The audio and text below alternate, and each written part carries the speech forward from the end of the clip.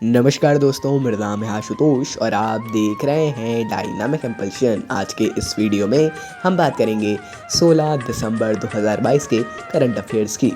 और ज्ञान को कभी भी छोड़ना चाहिए, इसलिए वीडियो को अंत तक अवश्य देखिएगा। तो चलिए शुरू करते हैं सबसे पहली जानकारी के साथ।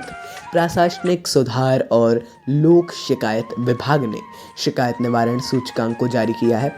ये जो अन्य इसका उद्देश्य है मंत्रालय और विभाग किस प्रकार शिकायत निवारण कर रहे हैं उनकी प्रणाली की समीक्षा करते हुए सुव्यवस्थित करने और अन्य मंत्रालयों और विभागों के तुलनात्मक मूल्यांकन करने में सहायता करना है। बहुत ही ज़्यादा अच्छी बात है। आगे इसकी एक और आपको जानकारी दी जाएगी हमारे ही द्वारा इसी वीडियो में, है ना। तो देखिए, एक बहुत ज़्यादा ये एक हर मंत्रालय का और हर विभाग का रहता है शिकायत निवारण में इस सूचकांक में आगे रहना, है ना। वही जानकारी है, कौन है इस बार आगे, थोड़ा आगे आपको जानकारी मिलेगी। बहुत ही इंपॉर्टेंट है। पिछले 2-3 सालों का देख लीजिएगा, आसानी से मिल जाएगा। 5th तक, टॉप 5 तक देख लीजिएगा। आगे बढ़ते हैं अगली जानकारी। 2022 हुरून ग्लोबल 500 लिस्ट में 20 कंपनियों के शामिल होने के बाद भारत की 20 नई कंपनियां इसमें शामिल हुई। भारत का रैंक 9वें स्थान से 5वें स्थान पर पहुंच गया है। इसमें जो है कंपनीज की भी रैंकिंग होती है और कंपनीज के आधार पर देशों की भी रैंकिंग होती है। सूची के अनुसार TCS यानी कि टाटा कंसल्टेंसी सर्विसेज और HDFC बैंक के बाद रिलायंस इंडस्ट्रीज सबसे मूल्यवान कंपनी है। बहुत ही ज़्यादा अच्छी बात है ना। सबसे आगे है TCS, फिर HDFC, उसके बाद है रिलायंस इंडस्ट्रीज। इंपॉर्टेंट क्वेश्चन पढ़ लीजिएगा। आगे बढ़ते हैं, अगली जानकारी को देखते हैं। लियोनेल मेसी ने फीफा वर्ल्ड कप में इतिहास में अर्जेंटीना के लिए सबसे ज़्यादा गोल करने वाले एक खिलाड़ी बन गए हैं। ग्रेबियल एक है ना, ये भी फुटबॉलर थे। ग्रेबियल वतिस्तुता, इनका रिकॉर्ड इन्होंने तोड़ दिया है।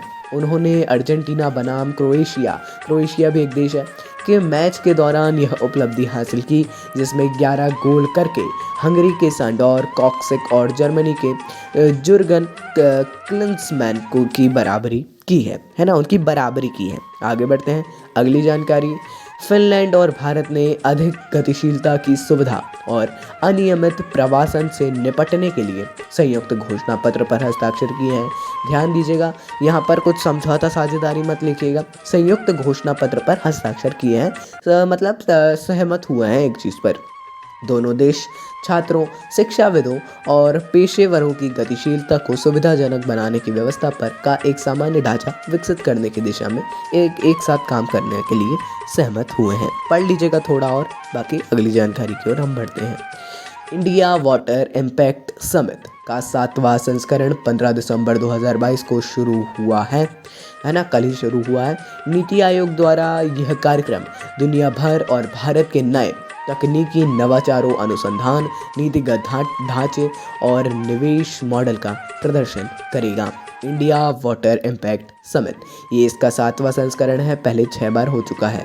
कहाँ पे हो रहा है ये आपको बताना है कमेंट सेक्शन में। या तो वर्चुअल हो रहा है या फिजिकल हो रहा है, तो किस ज़िले में या किस राज्य में हो रहा है ना, किस देश में हो रहा है, ये सारी जानकारी आपको कमेंट सेक्शन में बतानी होगी। इससे आप बहुत ही ज़्यादा सही ढंग से इसको याद रख पाते हैं। चलिए, इम्पॉर्टेंट है, ये भी उतना इम्पॉर्टेंट नहीं है लेकिन फिर भी पढ़ लेंगे। आगे बढ़ते हैं। भारतीय विशिष्ट पहचान प्राधिकरण यानी कि UIDAI, ये ही आधार कार्ड जो आपके हैं इससे संबंधित है।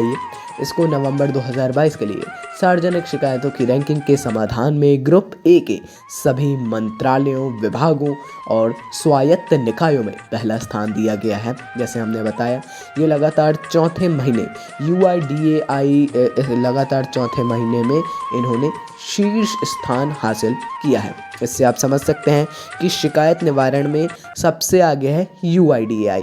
जैसा हमने बताया, टॉप 5 आप देख लीजिएगा पिछली जानकारी में, तो टॉप 5 आपको इसके भी देखना है।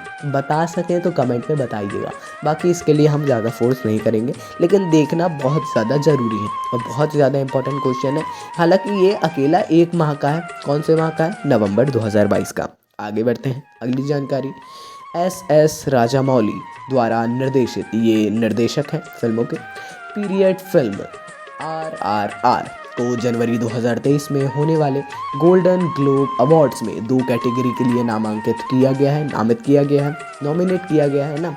फिल्म को best non English language film के लिए और बेस्ट ओरिजिनल सॉन्ग के लिए इस गाने के नातू नातू जो सॉन्ग है उसको नामांकित किया गया है। अच्छी बात है।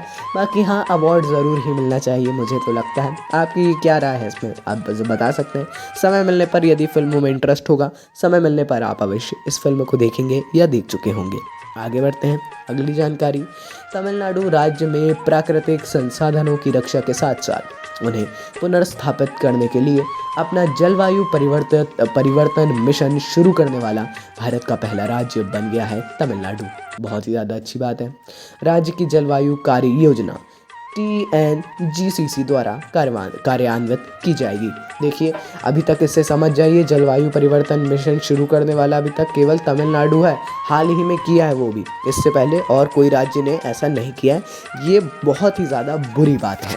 बाकी हाँ, जलवायु परिवर्तन एक बहुत ही ज़्यादा हॉट टॉपिक है, सिर्फ परीक्षा के लिए नहीं, हर मानव के लिए इसके बारे में ज़रूर ही हर मानव को विचार करने की आवश्यकता है।